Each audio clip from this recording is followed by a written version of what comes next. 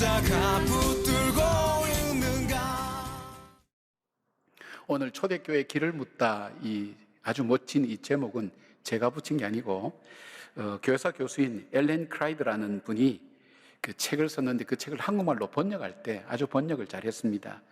그래서 이 번역한 홍현민 선교사님이 역자서문에서 뭐라고 얘기하고 있는가 하면, 초대교회는 현 시대를 사는 그리스도인 모두의 어머니와 같습니다. 그러므로 우리는 초대교회와 그때의 그리스도인들과의 대화를 해야 됩니다 라는 그 내용들을 적으면서 책이 의도하고 있는 것을 우리에게 잘 설명해 주고 있습니다.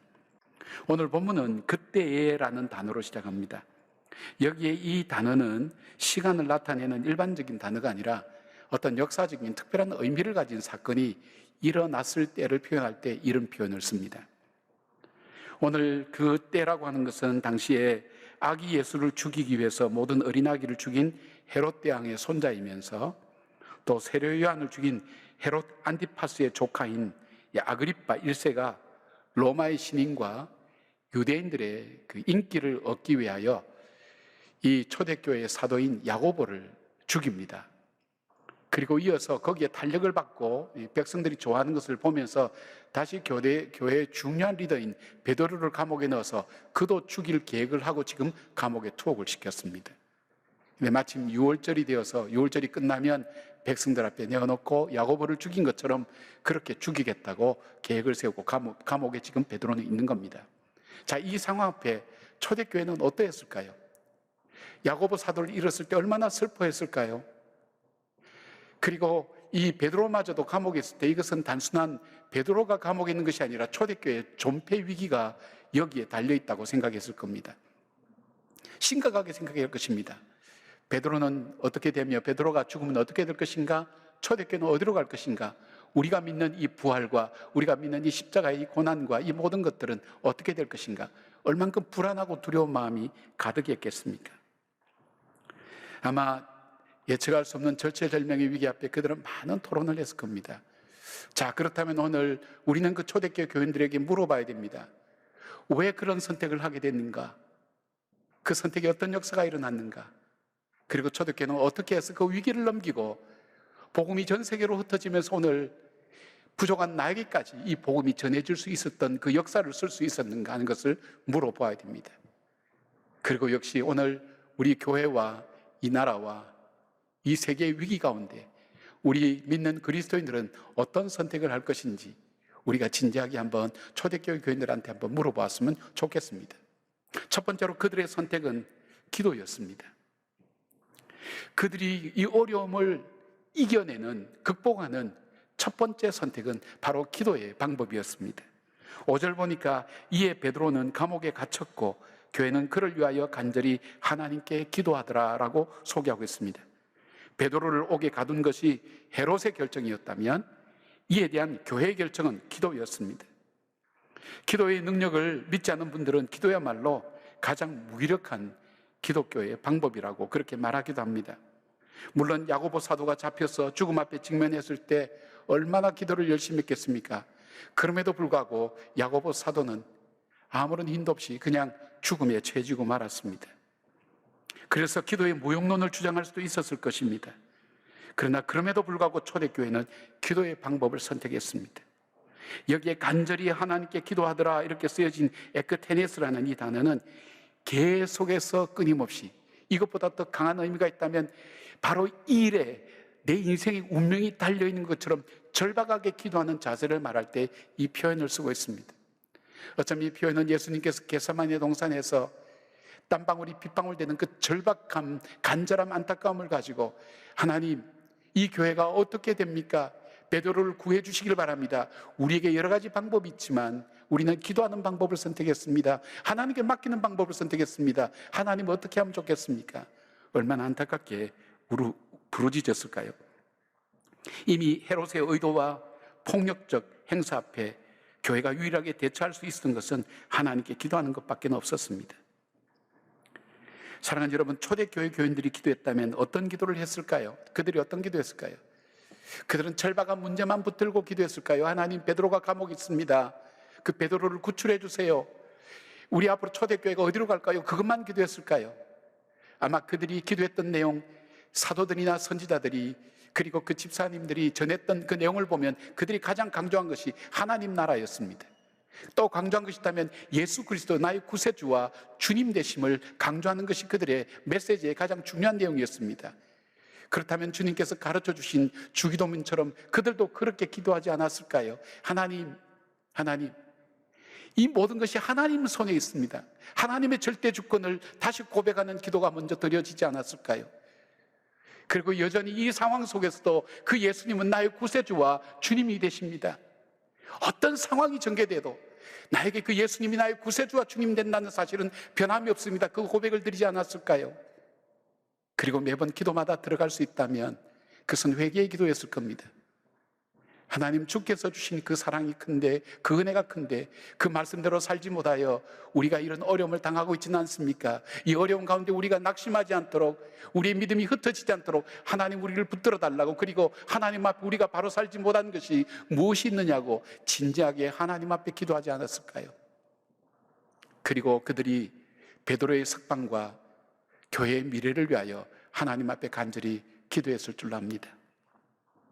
사랑하는 여러분, 그렇다면 우리는 이 어려움 앞에 우리가 기도를 선택할 수 있다면, 기도로 선택해 나간다면 어떤 기도가 하나님 앞에 드려져야 될까요?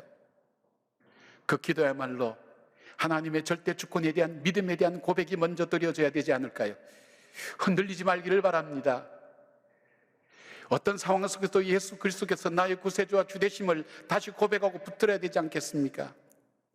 교회가 일상생활이, 교회 생활이 일상생활이 된 분들은 교회 예배가 거쳐지고 나를 붙들어주는 구조가 다 무너지고 나면 그 다음에 우리 신앙생활 자체도 무너지는 분들이 적지 않습니다. 야, 신나는구나, 이제 우린 주일날도 마음껏 쉬러 갈 수 있겠구나. 그리고 여가 선용으로 신앙생활을 생각하는 분들도 있을 줄 압니다.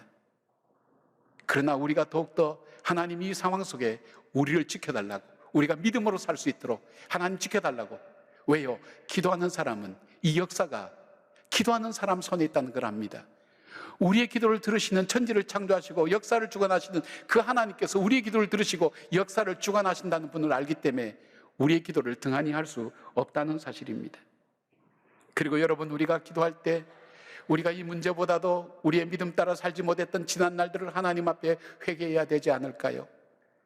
느헤미야와 다니엘처럼 이 민족의 죄를 나의 죄처럼 끌어안고 하나님 앞에 기도하는 그 회개함이 우리의 기도 속에 있어야 되지 않을까요?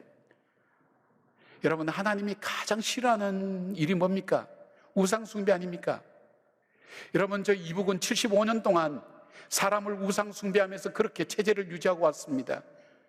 이 땅 위에 75년 동안이나 우상 숭배가 집단적으로 이루어지고 있었다는 이 사실, 복음이 북한에서부터 먼저 들어왔는데, 여러분, 그 북한에 하나님이 가장 싫어하는 우상 숭배가 무려 수십 동안 있어도 우리가 그것 붙들고 회개한 적이 있나요?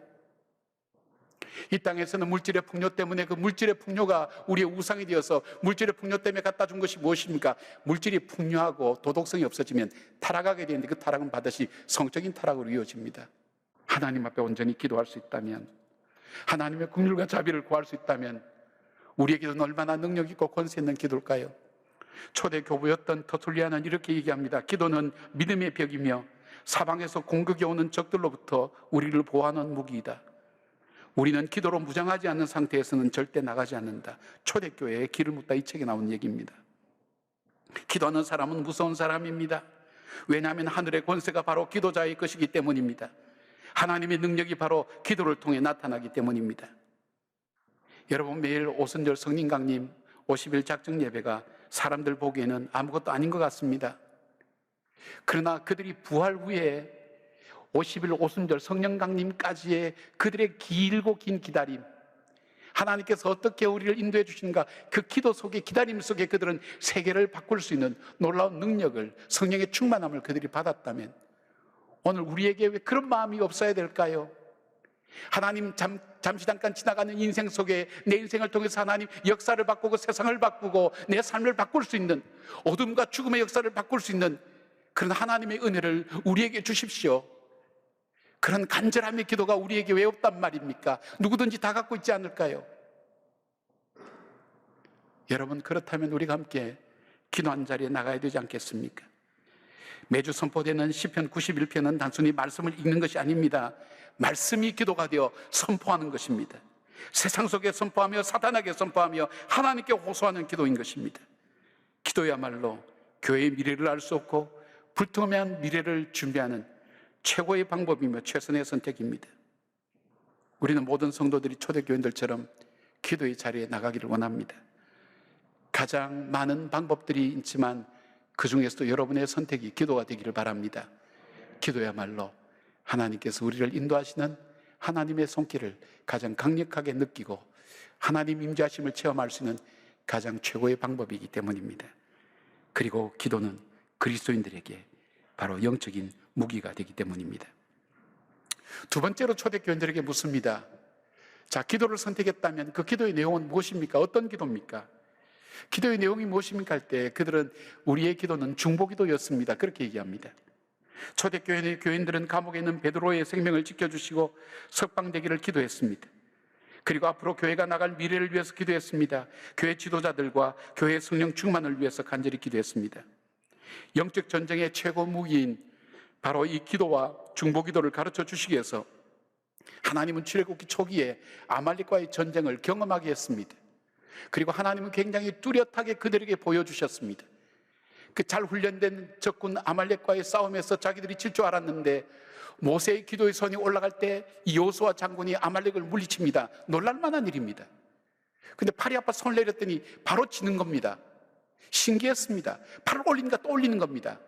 그들이 이 눈앞에 전개되는 이 사건 통해서 알았던 것이 뭡니까? 아, 팔을 올리니까 승리하고 팔을 내리니까 지는구나. 그것이 결국 뭡니까? 모세의 기도의 손이 올라갈 때 우리는 승리하는구나. 저 여호수아는 승리하는구나. 우리의 자녀들은 승리하는구나. 우리의 교회가 승리하는구나. 팔이 내려올 때 지는구나. 그렇다면 그들이 깨달은 것이 뭘까요? 기도의 손이 내려오지 않도록 해야 되겠다는 것. 그래서 아론과 홀이 그를 바치고 있지 않았습니까? 눈앞에 전개되는 분명한 현상, 기도할 때 이기고 기도하지 않을 때 지고 있는 영적 전쟁의 현실을 그들이 눈으로 보면서 앞으로 계속해서 그는 출애굽의 기간 여정 동안, 아니 지금까지 오는 기독교 역사 속에 중보기도의 능력은 얼마나 많은 증거를 갖고 있는지 알 수 없습니다. 예수님도 베드로를 위하여 중보기도로 사단이 베드로를 밀가불듯 하지 못하게 막으셨다고 하셨습니다. 마찬가지로 그런 절박한 마음을 가지고 베드로의 석방과 교회의 미래를 위해 간절히 기도하면서 사단의 권세와 계계를 물리치는 간구한 기도를 드렸습니다.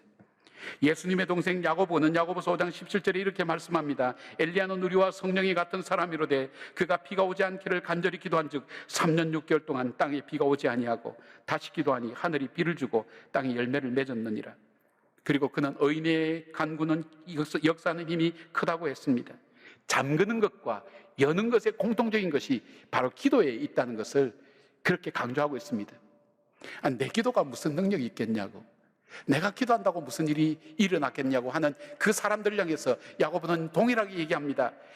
엘리야와 우리가 다를 바가 없다고, 저도 우리와 똑같은 사람이라고.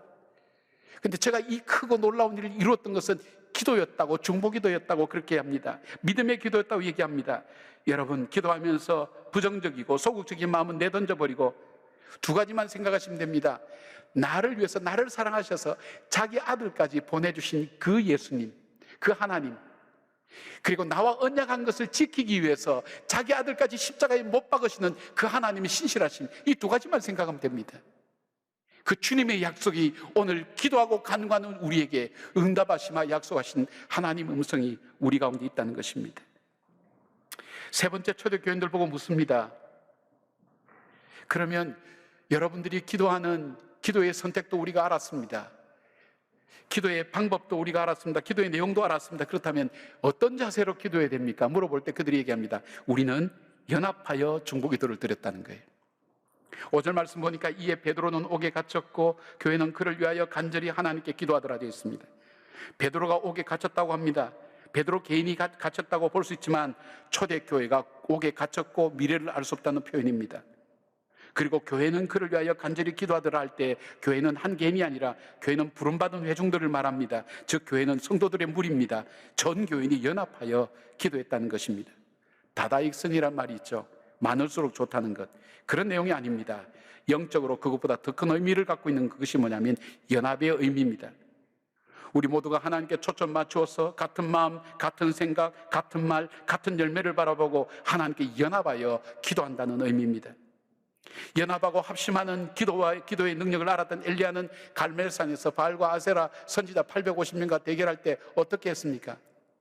바알과 아세라 선지자 850명의 권력을 힘입고 그들이 앞에서 떠들고 그리고 몸을 자해하면서까지 기도 응답이 오도록 간절히 부르짖어도 가만히 있다가 성경에 보면 이렇게 나옵니다. 저녁 소재 드릴 때에 나옵니다. 여러분, 왜 저녁 소재 드릴 때 엘리야가 기도했을까요? 혼자 인물은 아니라는 걸 아는 거예요. 하나님께서 엘리야에게 내가 바알과 아세라에게 무릎 꿇지 않는 7,000명을 남겨두셨다고. 경건한 7,000명, 그들은 소재 드릴 때에 하나님께 예배 드리는 그 시간에 그들이 뭐 했겠습니까? 깨어서 기도했지 않았을까요? 그들 7,000명과 함께 하나님 앞에 기도하며 하나님의 능력이 임하기를 위하여 간구했을 때 하나님은 불을 내리며 응답하셨다는 사실입니다. 무엇을 얘기입니까? 연합하여 하는 기도가 얼만큼 능력 있는 기도인가 하는 것을 압니다. 우리는 그것만 아니죠. 에스더를 통해서도 알 수 있습니까? 이스라엘 백성들이 유대인들이 전멸당할 위기에 있어서 왕으로 있던 에스더가 자기 사촌오빠 모르드에게 얘기합니다. 내가 왕이 부르지 않아서 나갈 때 죽을 경우도 있지만 그러나 내가 죽으면 죽으리다 하고 왕께 나가겠습니다. 이 문제를 알겠습니다. 그러나 그 전에 나는 시녀들과 함께 3일간 금식하겠습니다. 그러니 오라버니 당신도 전 유대인들에게 이 3일 동안 함께 금식하여 기도하자고. 불가능한 일들이 일어났습니다. 바로 그들 속에 그 민족이 다시 사는 기가 막힌 하나님의 능력과 하나님의 역사들이 일어난 것을 보게 됩니다. 사랑하는 여러분, 우리의 비극은 응답되지 않는 기도에 있는 것이 아니라 드려지지 않는 기도에 있다는 사실을 여러분 아셔야 됩니다. 우리가 지금 매일 저녁 세상의 뉴스를 기다리는 시간인 9시에 사도행전을 묵상하며 함께 합심하여 성령 충만하기를 위해서 기도하고 있습니다. 접속하는 사람 숫자를 보면 한 500에서 600명 정도 되는 거 보면 한 1,500명 우리 성도들이 참여하며 기도하고 있다고 생각합니다. 여러분, 이 숫자가 절대 적은 숫자라고 얘기하지 않습니다. 믿음의 용사 한 사람이 세상을 바꿀 수 있다면 믿음의 용사 기도하는 사람, 약하지만 하나님께 엎드리며 그 말씀을 믿고 기다리며 합심하여 성도들과 기도하는 그 시간, 세상에 가장 강력한 세상의 뉴스들이 뻗어나가는 그 시간에 가장 강력한 하나님 말씀 붙들고 하나님께 기도하는 그 성도들이 1,500명 있다면 여러분, 어떤 역사가 일어날 것 같습니까? 우리가 기도하면서도 어떤 역사가 일어날 거 믿지 못합니까? 저는 하나님께서 반드시 응답하신다고 믿습니다. 저는 분명히 교회가 간절히 기도할 때 하나님께서 그 교회의 응답을 통해 역사하셨던 것을 보게 됩니다. 여러분, 응답되지 않는다고 낙심하지 말기를 바랍니다. 하나님은 때가 있습니다. 엘리야도 7번 기도할 때 손바닥만한 구름이 나타나고 역사가 일어났습니다. 나만 장군도 한센병을 치료할 때에 요단강에 들어갔지만 7번 들어갔을 때야 그때서야 치료가 되었습니다. 계속해서 초대교회 교인들처럼 기도할 때 천사들이 나타나서 베드로를 도운 것처럼 우리를 돕습니다. 교회의 기도 앞에 응답하시는 하나님을 볼 수가 있습니다. 연합하여 기도하면 하나님께서 움직이십니다. 천사도 보내주셔서 역사하십니다. 묶였던 문제들이 무너진 곳에서, 깨어진 현장에서 하나님의 거룩한 역사로 나타납니다. 주님의 부활은 절망의 무덤들 사이에서 일어났습니다. 우리가 합심하여 함께 기도하기를 바랍니다. 이 위기 앞에 기도했던 초대교회의 선택에 대해서 성경은 다음과 같은 결론을 얘기해 줍니다. 베드로는 석방되었고 하나님의 말씀은 더 흥황했고 헤롯은 주의 사자가 치면서 벌레에 먹혀 죽었고, 그리고 다음 장인 13장에서는 안디옥 교회의 위대한 선교의 역사를 준비하는 일들이 바로 이 기도를 통해 계속해서 이어지는 것을 보게 됩니다. 기도가 응답되지 않는 것처럼, 우리 눈에 보이는 현상이 보이지 않는 것처럼 당장에 나타나지 않을지라도 하나님은 그 기도를 통해 하나님의 거룩한 역사를 이어가고 계신 것입니다. 저와 여러분이 그 기도의 마중물이 되고 싶지 않습니까? 함께 기도의 자리로 나갈 수 있었으면 좋겠습니다. 이동호 목사님의 책 중에 이런 이야기가 나옵니다. 1884년도에 백령도 출신 관리 당상관이었던 허득이라는 사람이 우리나라 최초의 교회인 황해도 소래마을의 이 교회가 마을을 어떻게 변화시킨가 하는 이야기를 듣고 큰 감동을 받았습니다. 무엇이 그 마을을 변화시켰을까? 그 당시만 해도 우리나라는 축첩했죠. 그리고 술 먹고, 그리고 이 가정폭력 같은 건 엄청나게 많았죠. 그리고 도박으로 말미암아 얼마나 집안이 피폐해지고 어려웠습니까? 조그만 섬에 그렇게 살아가는 삶 속에 그런 일들이 벌어지면 거기에 무슨 희망이 있고 미래 자녀들이 어떻게 자라겠습니까? 나름대로 성각자였던 것 같아요. 무엇이 소래교회가 이 마을을 바꿨는가 연구하던 끝에 이분이 성경을 구입했어요. 성경을 보고 예수 믿고 바뀌었다고. 연도로 보니 한 10년 이상 성경을 계속해서 읽었던 것 같아요. 그리고 1898년 9월에 마침내 마을 사람들을 불러 모읍니다. 그리고 자기가 경험하고 수집한 모든 얘기, 자기가 성경을 읽으면서 경험했던 거하고 우리 마을도 예수를 믿자, 그렇게 결정을 하게 됩니다. 마을 사람들이 들어보니까 그렇잖아요. 집에 한 명 좀 알코올 중독돼서 엉망이고 노름으로 손 찍어도 손못 가지고 노름하는 사람들 한두 명은 시골에 다 있지 않습니까? 그 가족들이 얼마나 힘듭니까? 남편에도 두들겨 맞는 아내도 얼마나 많습니까? 아이나 여자를 그렇게 취급하지 않는 그런 세상 속에서 예수를 믿고 예수 믿는 좋은 일들, 여성의 인권이나 아이들의 인권이나 이런 부분이나 그리고 마을이 사이좋게 된다는 그 변화에 대한 이야기를 할 때 마을 사람들이 반대할 수 있었나요? 함께 하자고 그들이 단합해서 처음 단 만장일치로 예수를 믿기로 했습니다. 그날 저녁부터 이 섬 사람들이 성경을 읽고 기도합니다. 그리고 마침내 1898년 10월 9일 황해도 소래교회 서경조 장로와 연락해서 백령도 중화동교회 창립 예배를 드렸습니다. 1900년 11월에는 언더우드 선교사를 초청해서 세례문답을 받고 허덕을 위시한 7명이 세례교인이 됩니다. 그 후에 어떤 일들이 일어났습니까? 백령도는 범죄율이 가장 낮은 섬 사람 4,000명 중에 80%가 예수를 믿는 섬, 그리고 이웃들이 서럽고 섬기는 새로운 곳으로 변화되게 되었습니다. 이 변화의 출발선상에 있는 사람이 바로 허덕이라는 멋진 그리스도인이 있었습니다. 1902년 6월 3일 허덕은 자손을 모아놓고 마지막 유언을 합니다. 그 유언은 이거였습니다. 단 한 가지. 예수 잘 믿는 사람들하고. 여러분, 우리도 언젠가는 이 세상을 떠날 것입니다. 그리고 여러분이 이 세상에서 마지막 날을 남길 겁니다. 우리가 언제 어떤 모습으로 어떻게 죽을지는 모릅니다. 그러나 이 세상에 남길 마지막 날은 우리가 일평생 살아오면서 가장 소중한 말이어야 되고 가장 사랑하는 자녀들에게 줄 수 있는 말이라면 무슨 말을 남길 것입니까? 얘들아, 편하게 살아야 된다. 얘들아, 돈이 많아야 된다.